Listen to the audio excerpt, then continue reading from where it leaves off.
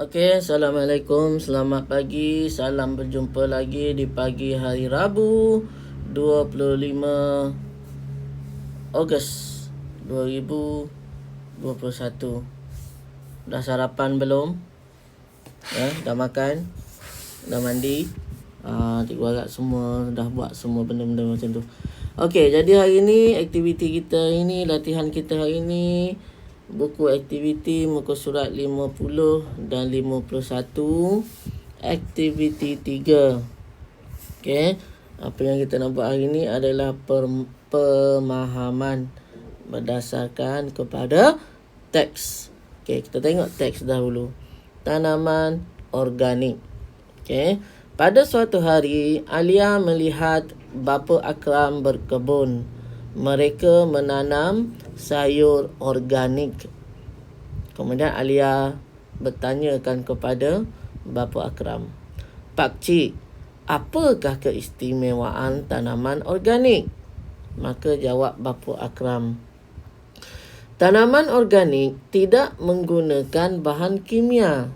Oleh itu, kami menggunakan baja organik seperti najis ayam dan cacing tanah. Kami juga tidak menggunakan racun serangga untuk mengawal serangga perosak.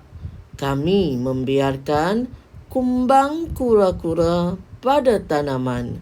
Oleh itu, kos tanaman organik lebih murah berbanding dengan tanaman bukan organik." Habis kat situ. Kemudian di rumah, Alia membantu ayahnya berkebun. Tadi bapa Akram, ni kat rumah dia tanya bapak dia pula, "Adakah ayah menanam tanaman organik?" Jawab ayah dia, "Tidak Alia, ayah menanam tanaman bukan organik." "Ayah, boleh terangkan tanaman bukan organik?" "Tanaman bukan organik menggunakan baja kimia. Untuk mengawal serangga perosak pula, ayah menggunakan racun serangga." Maka soalan terakhir Alia, bagaimanakah cara penanaman tanaman organik dan bukan organik? Cara penanaman kedua-dua tanaman ini sama. Kedua-duanya memerlukan biji benih dan cahaya matahari. Tanaman perlu disiram pada setiap hari. Okey, boleh faham tak teksnya? Teks ini berkenaan dua perkara, iaitu tanaman organik, tanaman organik, dan satu lagi tanaman bukan organik. Okey. Okey, jadi teks ini berkaitan dengan dua benda ini sahaja, tanaman organik, tanaman bukan organik. Jadi apa yang awak perlu buat adalah melengkapkan jadual di bawah. Okey, melengkapkan jadual di bawah. Yang pertama dia nak perbezaan, yang kedua dia nak persamaan. Jadi kena cari dalam teks ini yang mana menunjukkan perbezaan dan yang manakah menunjukkan persamaan. Cikgu bagi satu contoh, perbezaan antara tanaman organik dan tanaman bukan organik. Jadi kita tengok kat satu ni, apakah keistimewaan tanaman organik? Tanaman organik tidak menggunakan bahan kimia. Ini satu, boleh ambil. Okey, tanaman organik tidak menggunakan bahan kimia. Tulis kat sini. Tidak menggunakan bahan kimia. Okey. Kemudian tanaman bukan organik, perbezaan dia. Ayah boleh terangkan tanaman bukan organik.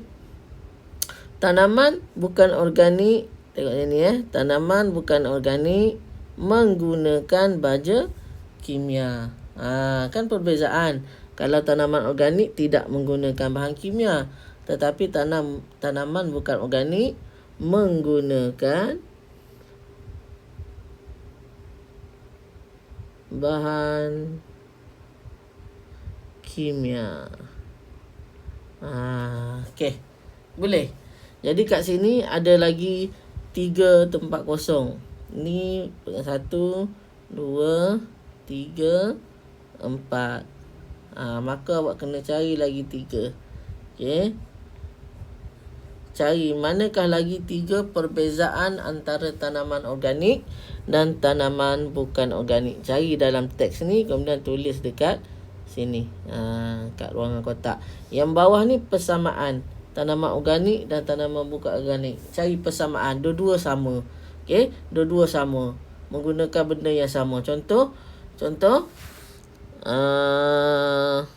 memerlukan biji benih.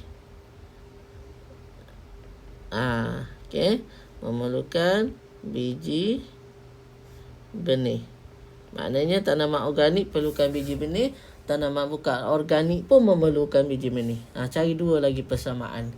Boleh? Okey, cuba buat macam biasalah. Okey, dah siap, ambil gambar, hantar dalam grup untuk cikgu semak. Okey, cikgu harap semua dapat buat lah. Okey, dalam kelas ada 30 orang, harap 30 orang boleh jawab. Okey, bukannya 10, bukannya 9. Okey, cuba jawab dulu. Okey, Assalamualaikum.